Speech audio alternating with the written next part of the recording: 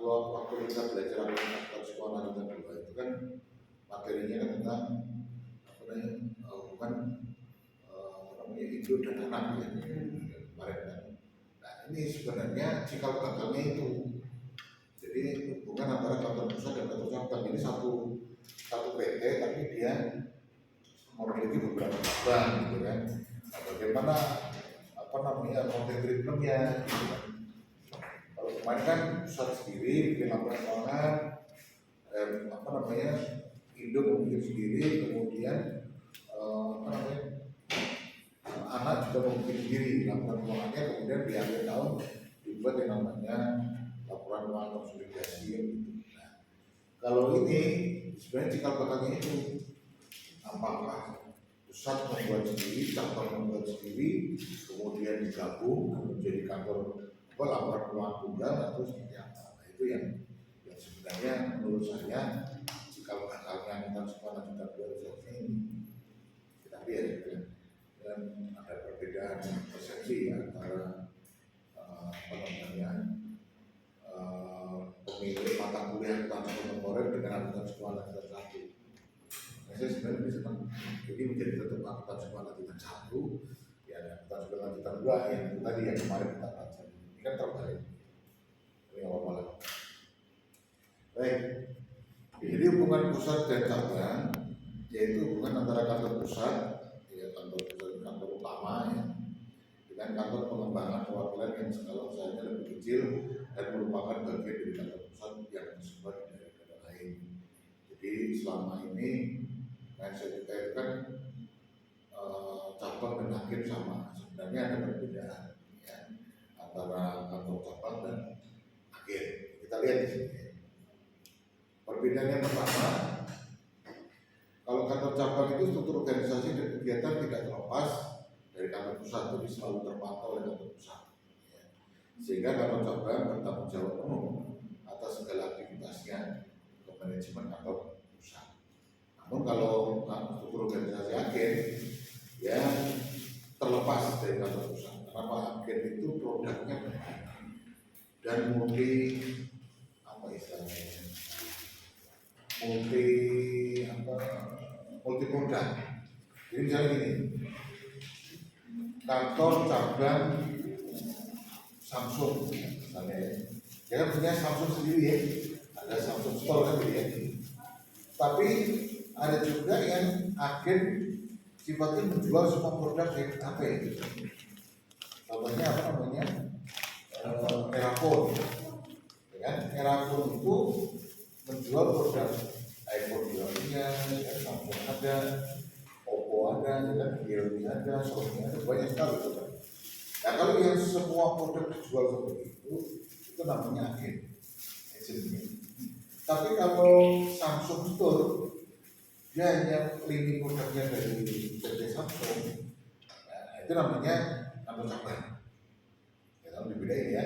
Jadi cabang itu boleh dikatakan kepanjangan tangan dari kantor pusat. Tapi kalau agen, ya kepanjangan tangan dari banyak kantor, ya, banyak kantor pusat. Ya, itu saya contohkan tadi itu, dari Samsung Store itu kantor cabang. Tapi kalau Erafone, ya dia bukan kantor cabang, tapi dia termasuk kategori agen. Kenapa? Dia menjualkan ini produknya berbagai macam produk HP. Itu yang pertama ya. Yang kedua, kegiatan kantor cabang tidak terbatas pada usaha untuk memperoleh pesanan saja, tetapi juga usaha untuk memenuhi pesanan yang dapat diambil dari persediaan sendiri maupun persediaan kantor pusat. Jadi, mestinya kalau cabang karena dia hanya menjual satu produk, ya biasanya dia bisa saja ambil dari kantor cabang yang lain. Kalau ternyata pusatnya nggak bisa kirim, padahal saya mungkin dari cabang yang lain karena kita stoknya habis, jadi masih bisa seperti itu. Tapi kalau agen tidak bisa, akhirnya dia harus hubungan dengan kantor pusatnya untuk di stok kembali. Itu perbedaannya. Kemudian yang ketiga, investasi kantor pusat ke cabang tidak hanya sebatas modal kerja saja, tetapi semua fasilitas yang dibutuhkan dalam mendirikan kantor cabang dan permulaan operasinya itu dilakukan oleh kantor pusat. Ya. Jadi investasi kalau yang agen, investasi kantor pusat ke agen hanya sebatas modal kerja. Jadi contohnya gini, kalau di kantor cabang, jadi mulai kepala kantor ya, kemudian karyawan-karyawan di cabang, yang mungkin satpamnya juga, kemudian apa, nyewa tokonya juga, itu semua dilakukan oleh kantor pusat. Tapi kalau agen, ya, kalau agen, dia tidak boleh dilakukan oleh tidak hanya kantor pusat, tapi kantor pusat hanya nitipin barang, mungkin kasih dana operasional mungkin untuk marketing itu. Ya, beda nih, hanya untuk marketing itu. Tapi kalau cabang tidak. Ya, kemudian ini perbedaannya, ya, perbedaan dari kantor cabang dan agen. Ya, nanti kita akan fokus hanya mempelajari yang cabang dan yang brand saja. Untuk yang agen kita tidak akan pelajari, karena kita kalau agen itu kan multi produk tadi, jadi laporan keuangannya nanti campur-campur, karena dia membuatnya itu ini yang Samsung saya buat rekodnya sendiri, kemudian Oppo saya buat reportnya sendiri, yang iPhone buat report sendiri. Jadi dia hanya melaporkan berdasarkan produk yang dijual kepada pusat yang dia kerjasamakan. Kalau dia Samsung terjual 5, ya dia sampaikan ke Samsung, ini produk Anda sudah terjual 5. Ke Oppo juga gitu ya, Realme juga gitu. Tapi kalau cabang, semuanya harus melaporkan ke pusat. Itu berbeda. Baik, untuk kantor cabang ini ada dua yang digunakan, ada dua sistem ini yang digunakan dalam catatan akuntansinya. Yang pertama ada sentralisasi. Jadi kantor cabang dan kantor pusat itu laporan keuangan jadi satu, yang membuat kantor pusat, yaitu sentralisasi namanya. Ada juga yang desentralisasi, cabang membuat sendiri, pusat juga membuat sendiri. Nanti setiap periode, tidak tahu apakah akhir periode itu tiap bulan atau setiap tahun, nanti cabang kita melaporkan ke kantor pusat, kita selama setahun atau selama sebulan ini sudah terjual produk sekian, itu dilakukan ke kantor pusat. Itu namanya desentralisasi. Tapi kalau sentralisasi itu cabang dan pusat laporan keuangan jadi satu, yang membuat cabang lagi. Nah, pertanyaannya, Pak, kalau sentralisasi itu yang seperti apa? Yang contohnya itu kayak apa? Ini contohnya ini ya. Akuntansi kantor cabang diselenggarakan oleh kantor pusat. Jadi hampir mirip dengan pencatatan kantor agen, di mana laporan kantor agen dipisahkan dari laporan kantor pusat. Nah, ini kalau sentralisasi, jadi maksudnya ini. Sentralisasi itu terjadi kalau cabang dan pusat itu dalam satu gedung. Misalnya kantor pusat Samsung di lantai 45 misalnya ya, atau di 2, 3, 4, 5. Nah, kemudian cabangnya ada di lantai 1, karena bentuknya store, ya, bentuknya ada store, jadi yang menjual produknya. Tapi pusatnya di atas, ya ini bisa laporan keuangan jadi satu. Tapi kalau cabangnya yang satu di Bekasi, dan satu di Sudirman kantor pusatnya, maka ini sebaiknya jangan menggunakan sentralisasi tapi desentralisasi. Jadi yang Bekasi membuat laporan keuangan sendiri atas aktivitasnya dia sehari-hari, yang pusat juga membuat sendiri. Dan nanti setiap periodik, apakah 1 bulan sekali atau 1 tahun sekali, itu dilaporin ke kantor pusat. Nah, seperti itu sentralisasi. Nah, kalau sistem ini cocok dipakai apabila kantor cabang letaknya dekat, jadi tadi sampaikan. Ini cocok dipakai apabila kantor cabang letaknya dekat dengan kantor pusat dan kegiatan kantor cabang masih terbatas. Itu. Nah, kemudian dalam sistem desentralisasi, pencatatan transaksi di kantor cabang diselenggarakan oleh kantor cabang sendiri. Nah, ini kalau desentralisasi ya, jadi cabang membuat sendiri, pusat juga membuat sendiri. Ya. Nah, ini namun bila dikehendaki oleh kantor pusat, maka terdapat pos-pos tertentu yang pencatatannya dilakukan oleh kantor pusat. Ya, ini kalau ada pos-pos tertentu, nanti kita lihat kira-kira apa saja yang dimaksud dengan pos-pos tertentu. Kemudian hal yang penting mengenai akuntansi dan pencatatan desentralisasi terhadap transaksi yang dihubungkan pusat cabang adalah timbulnya rekening koran atau RK. Jadi kita nanti akan membahas satu akun baru, ya. Satu akun baru itu namanya rekening koran atau RK. Ya.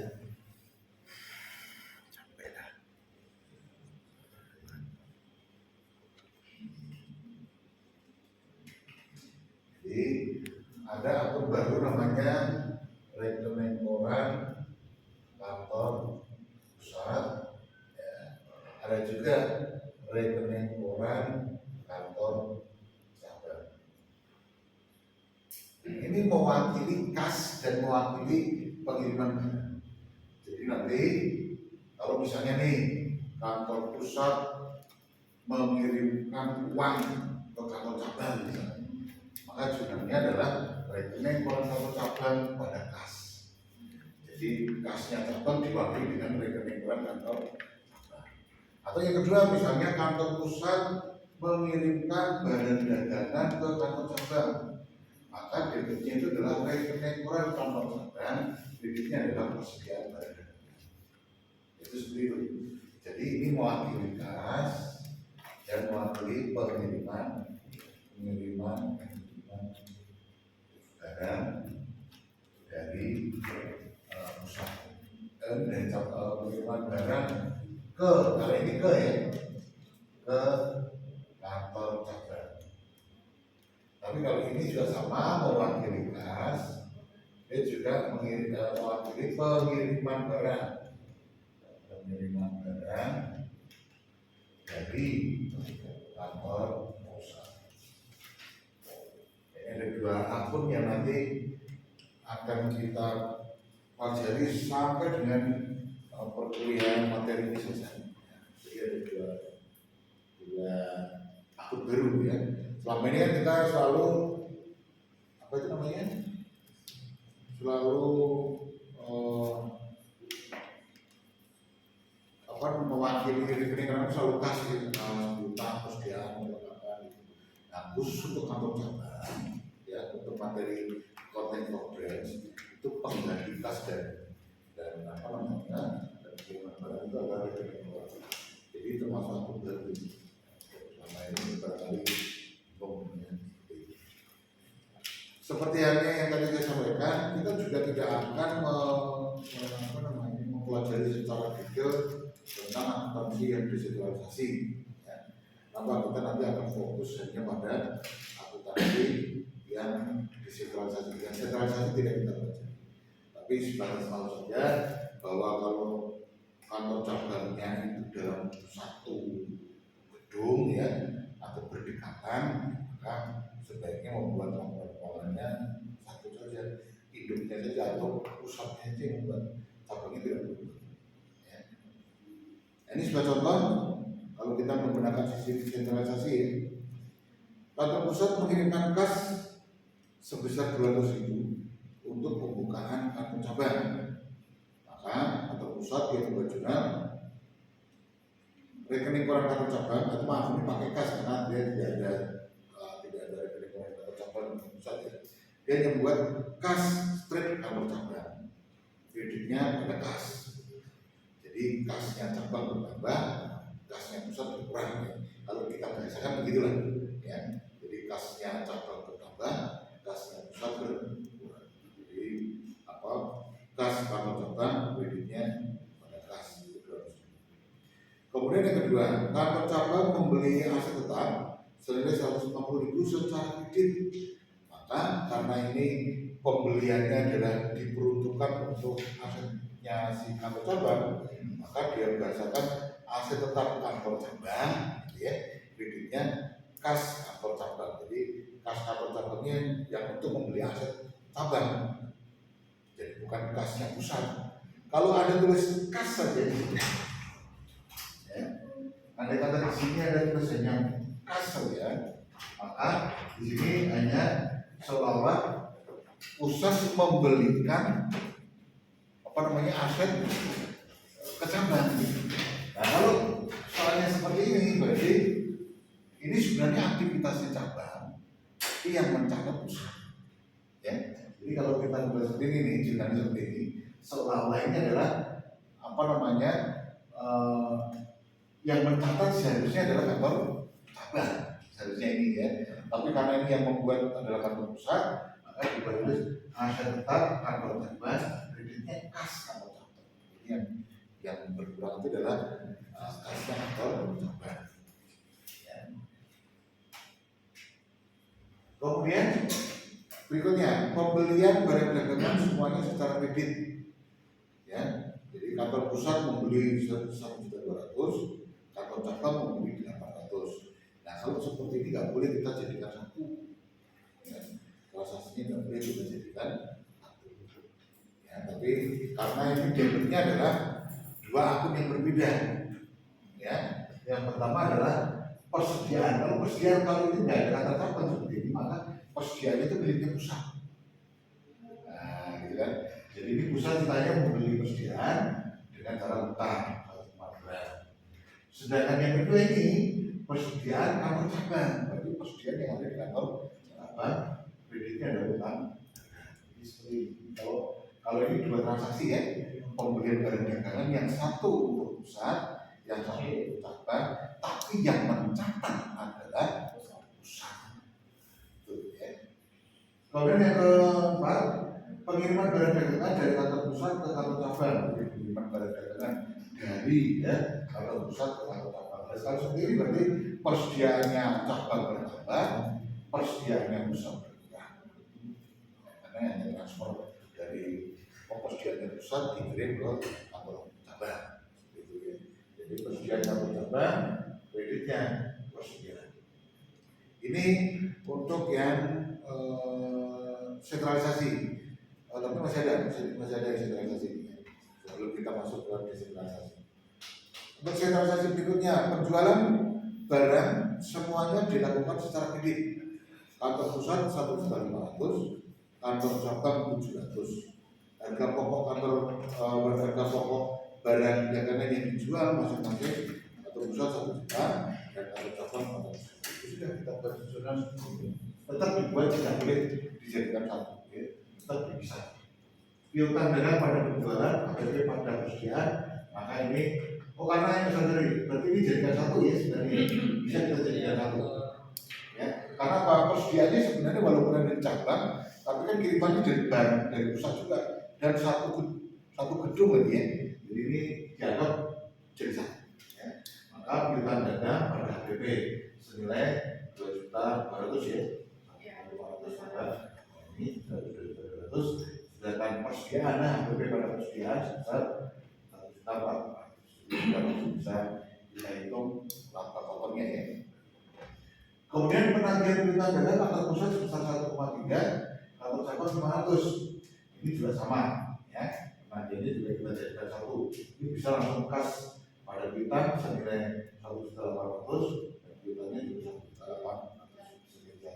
Karena kalau penjualan, tapi kalau pengiriman barang, pengiriman uang itu bisa ya untuk junanya, tapi khusus untuk penjualan dan penagihan piutang itu dijadikan satu nggak apa-apa. Ini kunci untuk desentralisasi untuk sentralisasi. Dan saya sampaikan bahwa kita tidak akan mempelajari sentralisasi ini. Kenapa? Yang kita pelajari nanti yang terpisah. Bagaimana kalau cabangnya itu di Jakarta misalnya, pusatnya di Jakarta, cabangnya ada di Bogor, cabangnya ada di luar kota ya. Cirebon atau di mana gitu ya, karena yang mereka akan menyelenggarakan pembukaannya masing-masing. Ya, kalau ini jadi satu relatif tinggi. Jadi mungkin nggak banyak yang seperti ini. Bahkan ada yang satu gedung saja mereka membuat dua report. Dulu tuh pernah ada di daerah Purwodadi itu, Kabupaten Purwodadi itu Pojokan. Itu namanya dulu ada gedung namanya Ericsson. Terus sekarang namanya gedungnya apa? Dulu namanya Ericsson, dia memang spesial penjualan HP ya, HP yang mereknya Ericsson. Nah, waktu itu kantor pusatnya itu benar ya, tadi saya sampaikan di lantai 2 sampai lantai 5. Memang cuma 5 lantai ya, 2 sampai 5. Sedangkan yang bawah lantai 1 full itu store penjualan Ericsson dari timur yang paling murah sampai ke yang paling mahal. Ya, itu dulu memang terjadi seperti itu. Nah ternyata waktu itu saya ngajar pertama kali sekolah lanjutan di tahun 2002 misalnya. 2002 saya tanya, nah ini kalau pembukanya ya saya tanya karena ini saya waktu ngajar ini ya, saya tanya ini pembukanya seperti apa sih Pak? Kalau kami masing-masing Pak pusat sendiri, kami nanti setiap bulan melaporkan ke atas. Kalau yang saya buat ini kan jadi satu nih ya. Kalau yang Ericsson yang saya pernah sampaikan itu ternyata dia begini masing-masing. Yang tadi saya bilang, kalau aktivitasnya terlalu besar di bawah, terlalu padat, terlalu banyak, ya sih tetap dibikin masing-masing. Biasanya ya. Tapi kalau jarang ada pembeli misalnya ya, sehari paling ada 5-10 orang, ya nggak apa sih dijadikan satu. Tapi kalau sudah terlalu sering, ya, dalam sehari mungkin ratusan yang berjual, ya sebenarnya bisa saja. Nah ini kalau menurut saya seperti itu. Pernah ngalamin ya Ericsson? Pernah ngalamin punya HP Nokia? Sony Ericsson. Ya, sebelum gabung sama Sony dulu. Ericsson sendiri, Sony sendiri. Oh bukan, juga pernah itu. Kalau saya kan pernah ngalamin punya HP CNN, Siemens, Ericsson, dulu Motorola, gitu kan. Samsung itu dianggap kelas paling bawah. Samsung tuh sebelum dia bekerja sama dengan Android itu dia kaum pinggiran. Kalau atasan itu ya bangsa ya itu mewah. Bahkan begitu muncul BlackBerry semuanya hancur. BlackBerry nomor 1, yang lainnya kelas bawah semua. Ya. Tapi itulah kesalahan BlackBerry dan Nokia, nggak mau diajak kerjasama dengan Android. Jadi yang mau bekerja sama hanya Samsung. Nah, ternyata Samsung bisa menciptakan yang diinginkan oleh konsumen. Termasuk aplikasi BlackBerry pun bisa dipakai oleh Samsung. Kalau dulu kan PBB-nya berapa? Kalau sekarang kan ya kan nomornya berapa sudah langsung connect ke semuanya kan, HP, WA gitu kan. Kalau dulu nggak bisa. Ya. Bahkan kita punya handphone Samsung tapi bisa komunikasi dengan BlackBerry. Ya, itulah kecanggihan. Nah, kearoganan Nokia, kearoganan Nokia dan HP lain akhirnya membuat mereka benar-benar sekarang ini grup 3. Sekarang bangkit lagi udah susah. Ya, Nokia sampai sekarang bangkit lagi bukan kapan, nggak mungkin bisa. Jadi sekarang ini ngalahin Samsung yang sudah nomor 1 ya masih inilah ya sama dengan iPhone ya. Kalau iPhone kan kelasnya jatuh sendiri, kelasnya jatuh sendiri. Ya. Kita kalau bicara Samsung ya jangan bicara iPhone ya. Walaupun bisa ditandingin gitu ya, tapi kelasnya sudah tidak.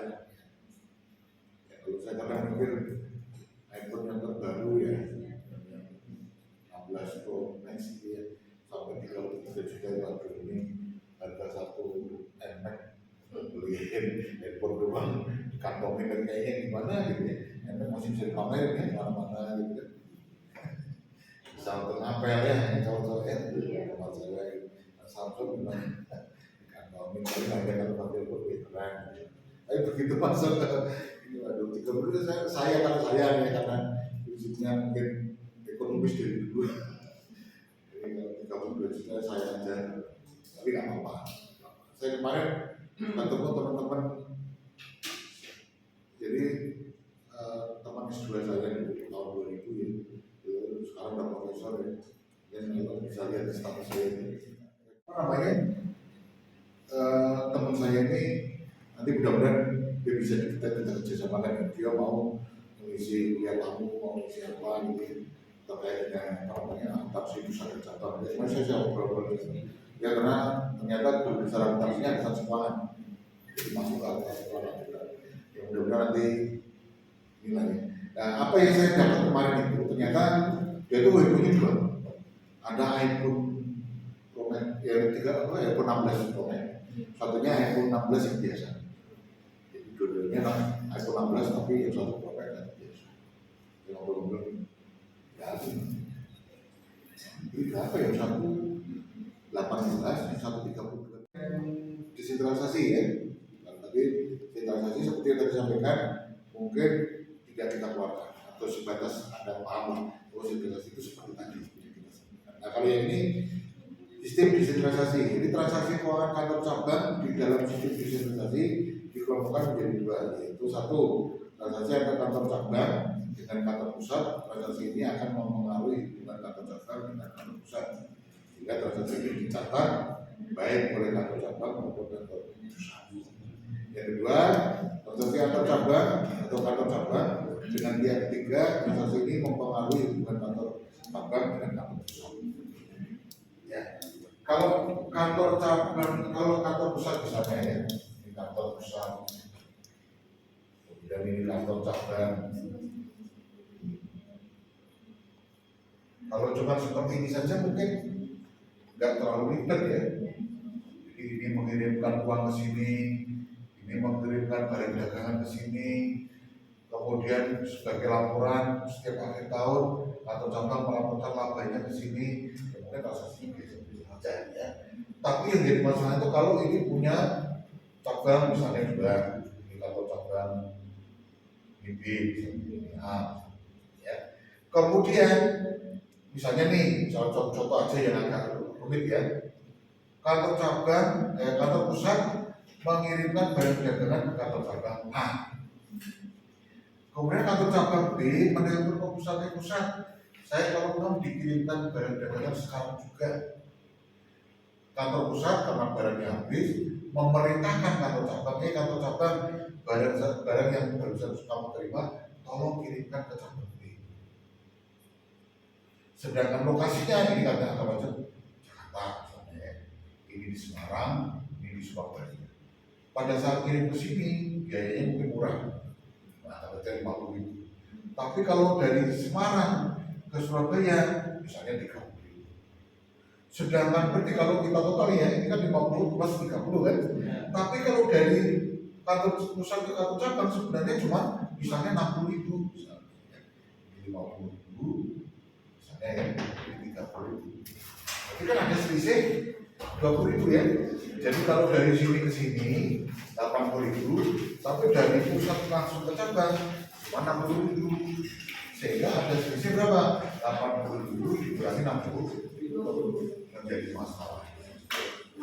Ya, jadi masalah itu yang dibilang kalau kantor cabangnya lebih dari satu. Kalau cabangnya hanya satu begini, ini buat sendiri, ini buat sendiri, ini laporan ya udah selesai. Ya, itu yang pertama.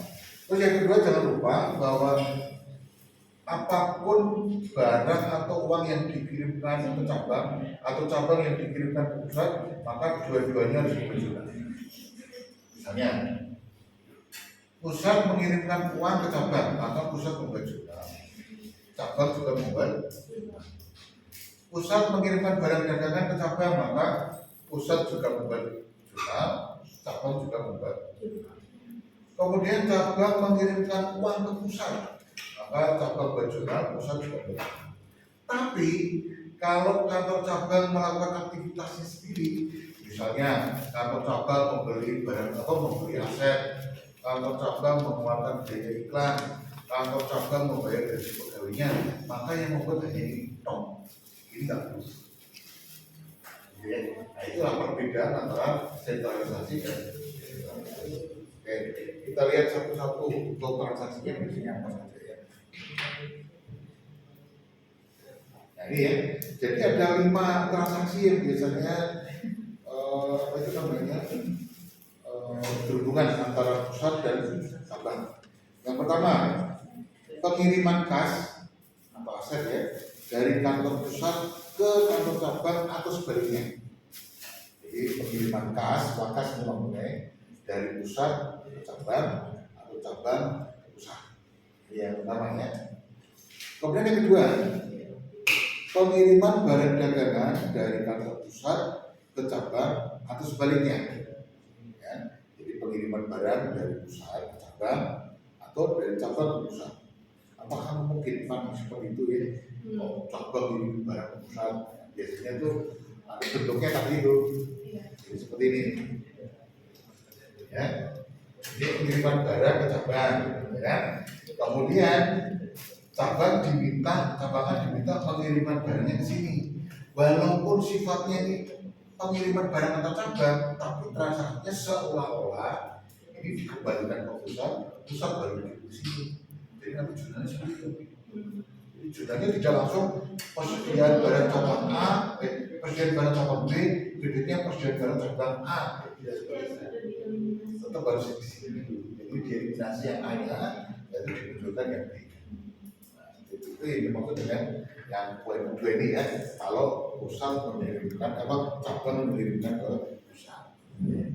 Kemudian Kemudian yang ketiga, pembebanan biaya oleh kantor pusat kepada kantor cabang dan sebaliknya. Misalnya contohnya apa? Cabang lu keluarin dari biaya iklan, biaya marketing, biaya apapun, nanti saya ganti. Jadi seolah-olah cabang mengeluarkan biaya iklan dulu, ya kan? Nah, nanti di akhir periode pada saat laporan nanti tinggal dikurangi saja. Misalnya labanya yang dia labanya cabang misalnya 10 juta. Untuk biaya iklan misalnya cabang mengeluarkan uang 2 juta. Maka nanti bisa dikonversi, bisa diselisihkan ya. Jadi yang dikirimkan cukup yang 8 juta saja. 2 juta dikembalikan lagi ke cabang sebagai pengganti biaya iklan. Itu bisa seperti itu. Yang dimaksud dengan poin ketiga ya, pembebanan biaya oleh kantor pusat kepada kantor cabang atau sebaliknya. Ya. Kemudian yang keempat, pengakuan laba atau rugi kantor cabang. Ya, ini laporan setiap akhir tahun cabang melaporkan laba atau rugi ke kantor pusat. Kemudian yang kelima, penagihan piutang kantor pusat oleh kantor cabang dan sebaliknya. Jadi kalau ini misalnya cabang punya piutang, tapi piutangnya ternyata yang nagih pusat. Cabang nggak punya tarik nih, biar saya aja yang nagih, misalnya ya. Jadi piutangnya cabang tapi yang nagih pusat, berarti kan duitnya masuk ke pusat tuh. Nah, maka terpaksa pusat harus membuat jurnal. Cabang juga harus membuat jurnal bahwa piutangnya telah ditagih oleh atau dibayar ke kantor pusat. Jadi dua-duanya harus membuat jurnal. Seperti itu ya. Oke, sekarang kalau yang pertama nih, pengiriman kas dari kantor pusat ke kantor cabang, maka jurnalnya seperti ini. Jadi pengiriman kas dari pusat ke cabang, maka pusat membuat jurnal. Rekening koran kantor cabang, tadi sudah saya sampaikan ya. Rekening koran kantor cabang itu mewakili kasnya cabang. Namanya rekening koran kantor. Jadi rekening koran kantor cabang pada kas. Dan kantor cabang membuat jurnal karena duit dia terima kas. Itu kreditnya rekening koran kantor pusat. Mewakili kasnya pusat.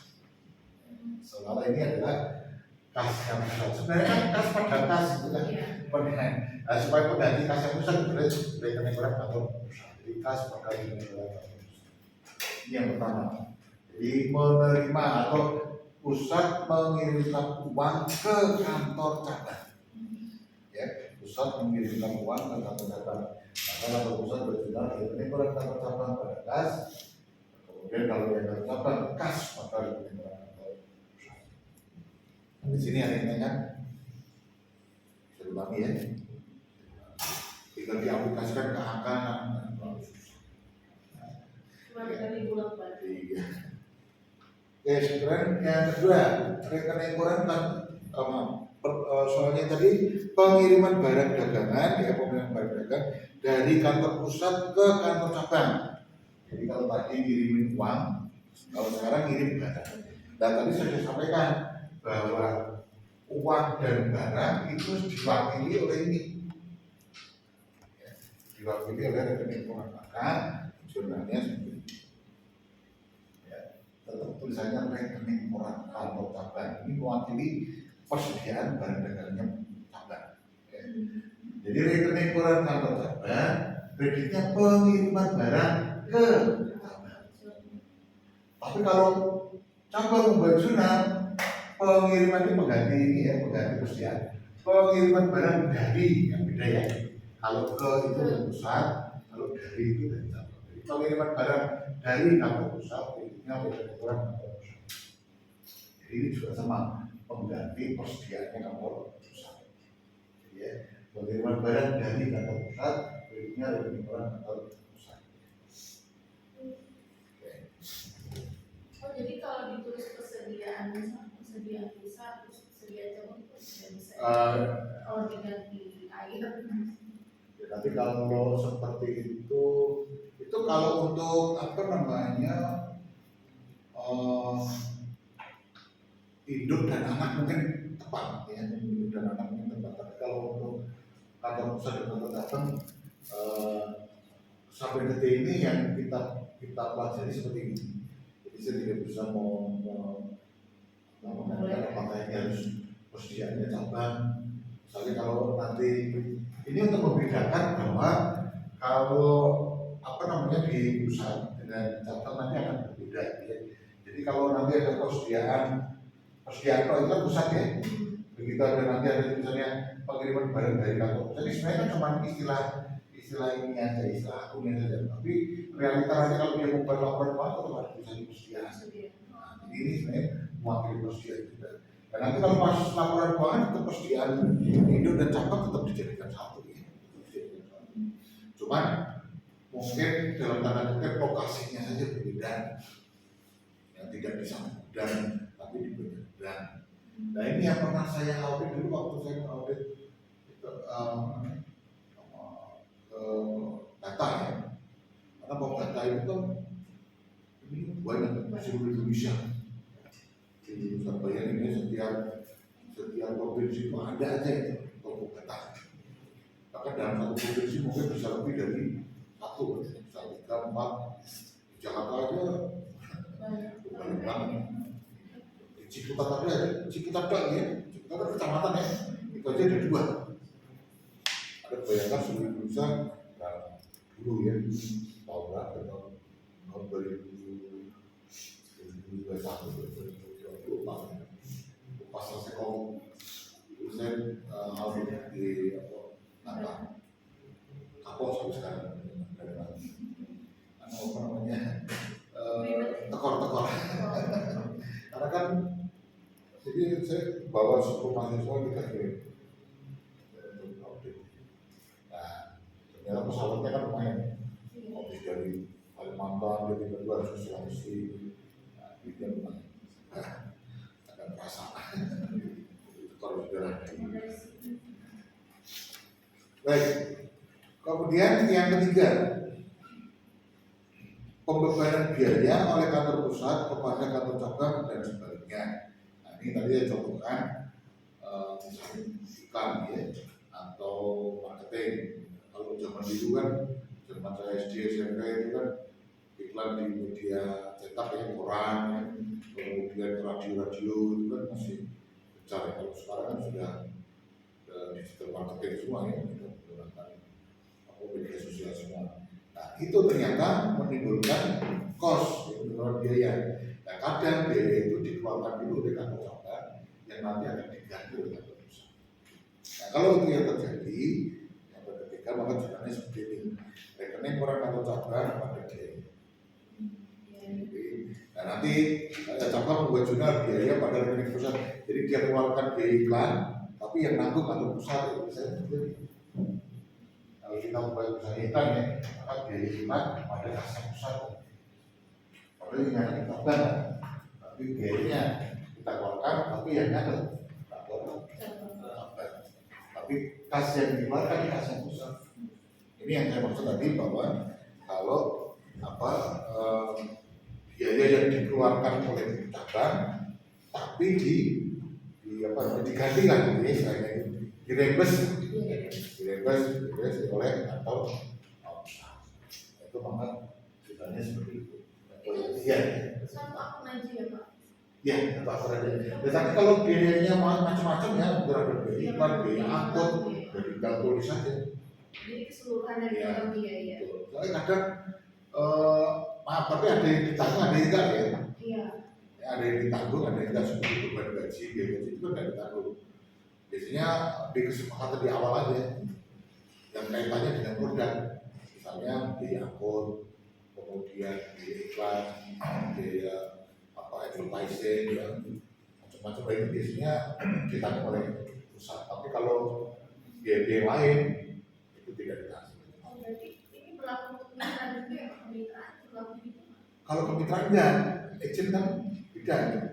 Kalau agent itu biasanya hanya berkaitan dengan biasanya gini. Kalau agent, jadi tadi sebenarnya udah kita berbeda antara agen dan agent, mungkin masih dalam perjalanan dari sini. Jadi sebenarnya kalau agent itu dia bisa menjualkan semua lini produk ya. Jadi tidak, kalau misalnya tadi saya contohkan Samsung dan Samsung Store ya dengan Erafone. Kalau Samsung Store itu biasanya cabang. Kenapa? Hanya menjualkan produknya Samsung. Tapi kalau Erafone kan di situ produknya banyak. Ada Samsung, ada Oppo, ada Vivo, ya, ada Realme dan macam-macam. Nah, biasanya kalau Samsung selain dia punya store, dia juga menitipkan barang ke Erafone. Dan pada saat dia menitipkan barang ke Erafone, biasanya sudah ikut dengan marketing, langsung kasih marketing. Habis itu dan dia nggak keluar apa-apa lagi. Tinggal nanti Erafone yang laporan ke Samsung berapa yang terjual. Tinggal hitungan apakah dia dapat dari sisi harga yang ditetapkan ataukah dia dapat komisi. Tergantung dari apa namanya kesepakatan di awal. Ya. Karena kadang kan ada ini namanya barang ini ya, barang apa istilahnya, barang kontingensi, barang titipan. Ya kalau Samsung kan Erafone kan nggak keluar. Erafone cuma membuat store saja, tapi sifatnya dia tidak keluarkan.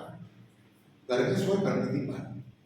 Jadi Samsung nitipin 50 unit, nanti Oppo nitipin 25 unit, bisa minat ini nitipin sekian unit. Nanti setiap bulan yang nitipin itu datang ke situ.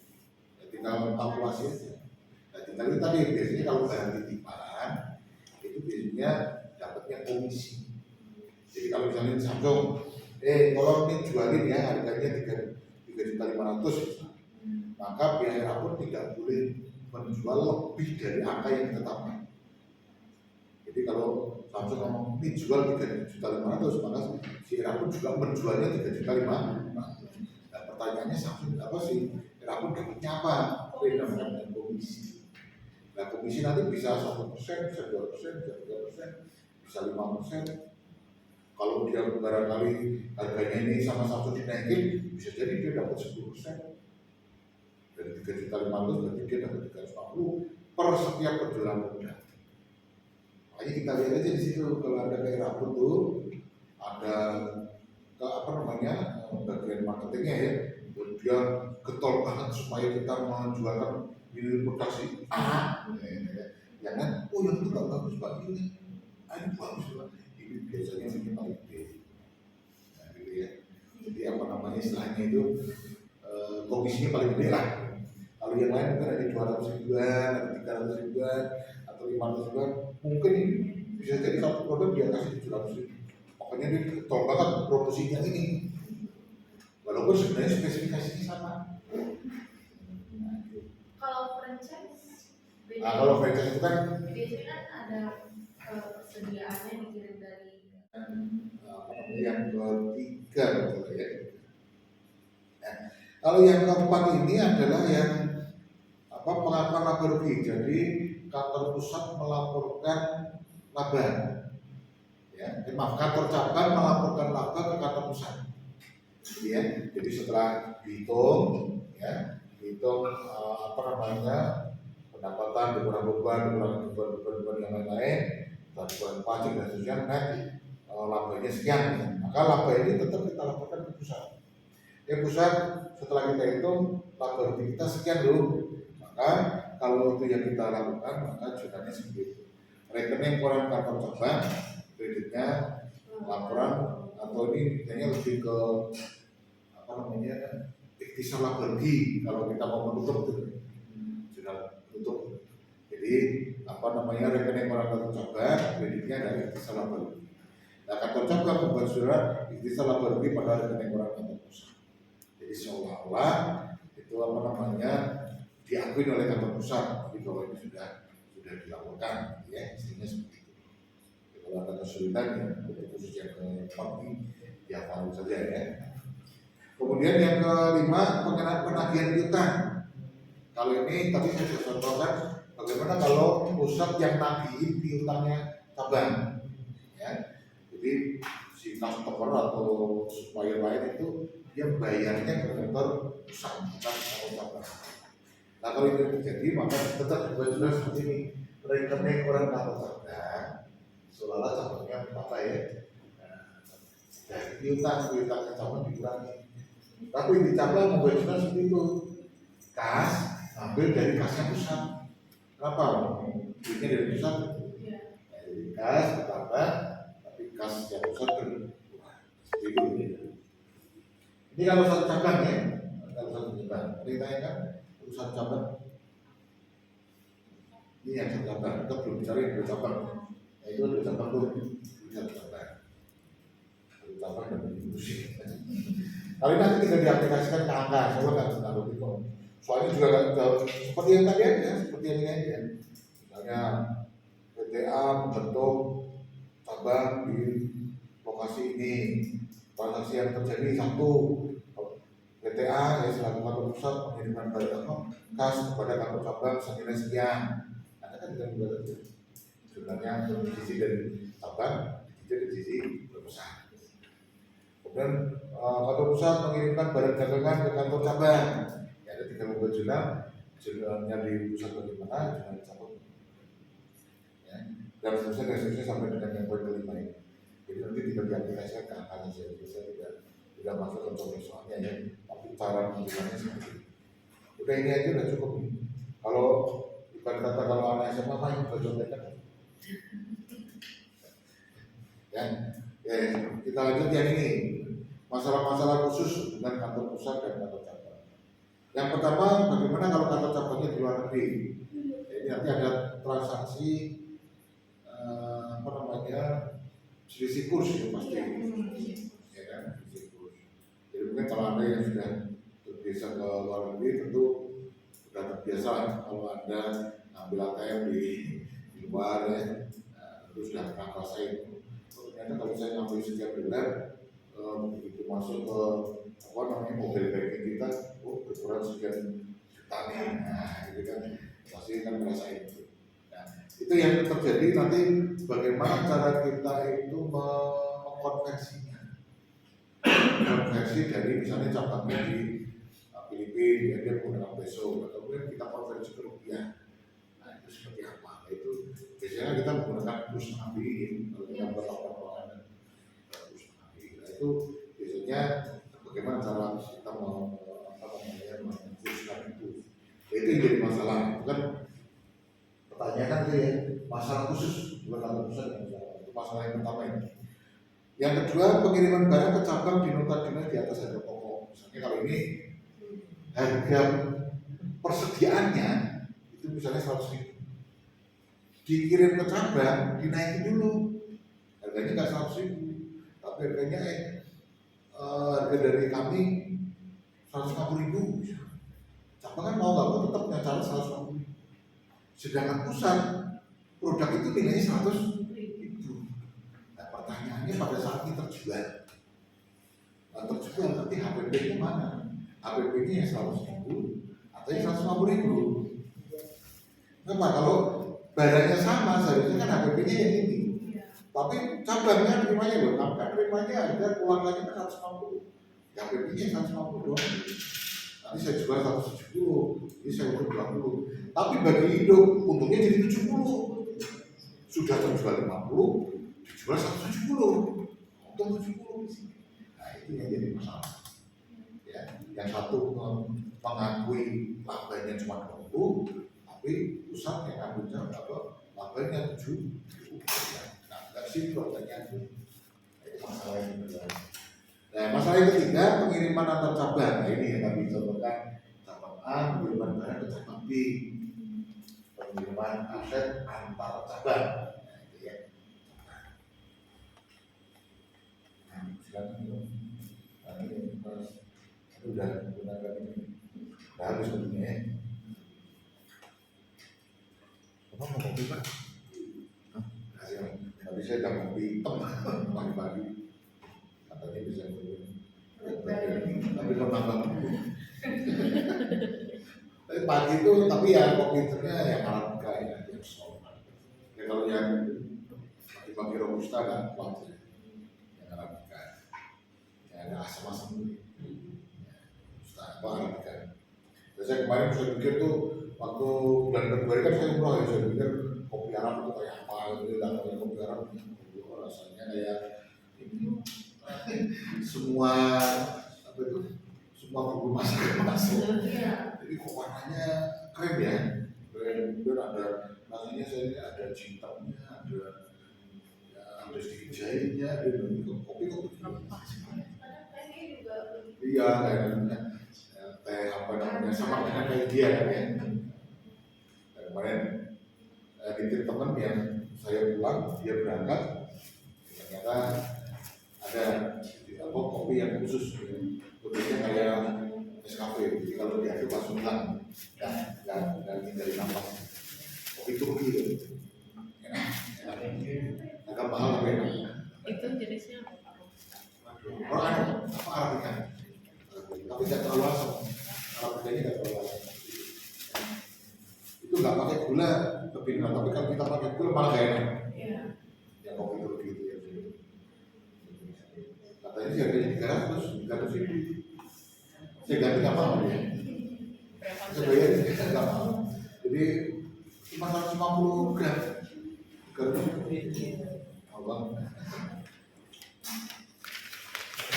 Saya kalau robusta dicampurin dengan susu kental manis. Iya, lebih cocok. Kalau enggak, nanti pakai apa namanya gula aren. Baik ya, dari ketiga ini kita yang pertama tidak kita pelajari. Kenapa yang pertama itu nanti kita langsung masuk di materi khusus mengenai apa namanya akuntansi untuk fisikus. Nanti setelah tes, jadi setelah tes nanti kita akan pelajari pertama. Tapi tidak tercapkan dengan nilai luar negeri ya, tapi lebih ke apa namanya istilahnya itu hedging, bukan hedging ya, foreign currency, ya foreign currency. Nanti kita akan bahas itu. Jadi kita bahas bagaimana kalau saya menjual barang saya ke luar negeri dalam bentuk US dollar. Pada saat transaksi, nah ini, ya, pada saat transaksi barang apa kursnya 10.000. Iya, Tapi pada saat mereka bayar kurs kita 15.000 Pak. Itu gede kan? Selisih kurs. Keuntungan selisih kurs kan? Pada saat kita jual, ya barang kita kursnya masih 10.000. Pada saat dia bayar kursnya tinggi, 15.000 misalnya. Itu kita ada keuntungan selisih kurs kan lumayan gitu ya. Bukan. Atau kebalikan, kita pada saat apa namanya ngirim barang itu kursnya 15.000, ya, pada saat mereka bayar kursnya menguat jadi 13.000 ya, wah kita ini 2.000 nah misalnya seperti itu. Nah itu yang nanti kita akan bahas itu setelah tes. Kalau yang itu foreign currency dan apa? itu musik loh kayak gitu. Ya insya Allah mudah ya. Nanti saya buat slide yang paling mudah itu juga. Jadi foreign currency ya tinggal nanti kita lihat kursnya, karena kurs kita ini kan gampang sekali berubah ya, berubah itu kadang sampai gratis. Seperti waktu saya kemarin ke Bogor, di sini masih 4.400, begitu sampai sana udah 4.600. Ya saya kan dari industri sama pegawainya, Pak Irin kalau misalnya jangan bawa banyak-banyak, jadi bawa apa namanya, bawa real itu cukup yang mau kecil aja, yang 5 realan, 10 realan itu dia bawa aja apalah ya 2 juta atau berapa. Tapi ini bukan untuk beli Pak, kasih aja ke tukang sapu ini tiap hari keluarnya satu real apakah mau ke sapunya, tukang atau yang beri lah. Nah, saya kalau transaksi lebih enak ternyata menggunakan ATM. Itu lebih menguntungkan kita. Ternyata kalau kita menggunakan ATM, kursnya itu kurs tetap, jadi selalu 4.400. Kalau kita mau tukerin ke mana saja kita rugi. Makanya kalau transaksi apapun, saya kemarin wah ada kejadian di Arabian itu untuk dia apa itu namanya langsung gitu dan bilang beberapa ratus rial begitu masuk ke apa mau BRI mobil banking itu ada transaksi keluar 3.700.000 buset kayak saya juga orangnya di apa tuh minyak wangi 3.700.000 ya udah sampai sekarang enggak saya pakai jarak-jarak kalau ketika Masya Allah, ngeri. Entah itu saya udah nggak terlanjut apa bisa nunggu di sini gitu. Kenakan mana nanti? Pokoknya segini kan gedenya. Aduh, ini nanti kalau sampai ke bandara gimana, ke imigrasi gimana? Udah mikir lagi saya. Nanti bayar ini bangga, bayar apa? Dikenakan PPN, nanti tinggal jadi pikiran saya di sini kan. Nah fokus, udah dari sana saya telepon teman-teman saya di imigrasi. Wah, ternyata sekarang ada perubahan lagi. Jadi kebijakan dari pemerintah, semua oleh-oleh haji dan umroh itu dibebaskan dari biaya apapun. Wah, alhamdulillah, langsung dorong di saya. Jadi nanti kalau ada umroh atau haji ya, itu ternyata sudah dibebaskan. Jadi ada mau beli warung suatu mahal-mahal, satu gok itu mau justip semuanya sudah di baik. Kita yang kedua ya, yang kedua dan ketiga. Kalau yang pertama saya disampaikan nanti setelah UTS. Ini yang kedua dan ketiga. Atau ini mau kita bagi nanti, kita masih ini materi kita terakhir sebenarnya. Ini udah ya, maksudnya materinya terakhir, tapi pertemuan kita masih ada dua. Iya. Ya karena ini agak rumit, yang kedua dan ketiga nanti kita khusus aja lah ya. Yang depan ini, depan kita juga masih tatap muka nih. Ya. Dan nanti yang terakhir kita nge-zoom tapi kisi-kisi aja. Oh, nggak semua. Nah, itu aja. Kan kita apa namanya ada kurang satu kan ya? Iya. Kurang satu gara-gara dulu waktu pertama kali masuk masa itu. Yang lainnya kan tambah kan sampai dengan dari Kamis kok kan itu. Cuma Sabtu Minggunya kan libur kita. Makanya yang lain, Oh iya yang lain kan sudah 5-6 kali ya ini ya. Kita baru 5 kali. iya. Dan maksud saya materi ini akan kita selesaikan di depan. Nanti yang satu lagi yang nanti kuliah pengganti, saya pengennya zoom saja, tapi apa namanya ngasih kisi-kisi aja. Ya itu loh soalnya yang nanti dibahas kira-kira seperti ini aja kepengen saya. Ya, biar ini di depan tetap biar ada topik dasarnya. Karena ini kita cuma tinggal ini kan tadi 20 slide ya, ini sudah 12 slide, yang kurangnya tinggal 8 slide, 18 belum ditambah. Yang untuk yang kedua dan ketiga, yang kedua barang ke kantor cabang kita ada di satu pokok, sama pemerintahan atas cabang. Gitu. Kalau yang khusus kedua dan ketiga ini ada contoh soalnya. Kalau yang tadi kan cuma jurnal XX aja ya. Nah kalau yang khusus yang kedua dan ketiga nanti ada contoh soal. Ini ada semua. Ini ada kita kasih. Baik, ada yang tanya silakan hari ini.